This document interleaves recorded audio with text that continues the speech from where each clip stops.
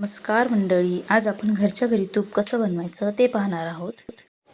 तर यासाठी इथे मी फ्रीजमध्ये 15 दिवस अगोदरपासूनची साई साचवलेली होती ती घेत आहे. ती पातेल्यात व्यवस्थित अशी काढून घेतलेली आहे. ती आता व्यवस्थित आपल्याला फेटून घ्यायची आहे.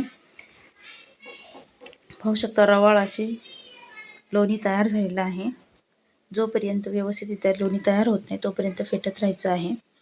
नंतर लोणी तयार झाल्यानंतर त्यात पाणी टाकून स्वच्छ असं धुवून घ्यायचं आहे.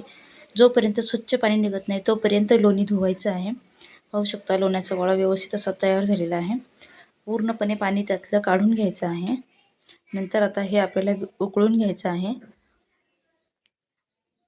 पाहू शकता मी आता हे पातेलं गॅसवर ठेवलेलं आहे. लोणी वितळत आहे. नंतर त्यामध्ये 2 विलायची टाकायची आहे, जेणेकरून स्वादही छान येतो आणि रंगही सुरेख येतो. उकळताना तूप तयार व्हायला वेळ लागता. पाहू शकता किती सुंदर असं तूप तयार झालेलं आहे. आता हे आपण काचेच्या बरणीत काढून घ्यायचं आहे. व्यवस्थित असं गाळून घ्यायचं आहे.